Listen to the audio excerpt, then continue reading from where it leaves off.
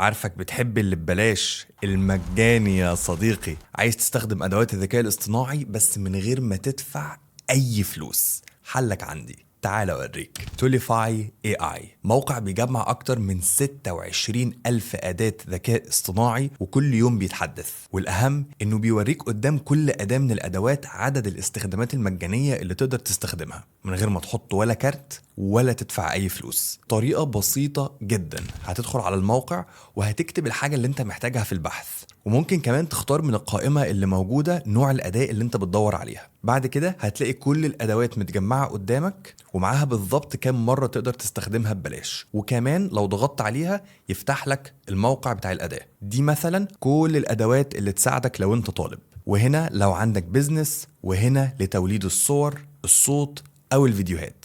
يعني تمنى الأداة صديقي العزيز وهتلاقيها هنا. والحقيقة ان انا من ساعة ما جربت الموقع في توفير مرعب للفلوس. اعمل تعليق بكلمة تول وهبعت لك رابط الموقع، وكالعادة ادعي لي.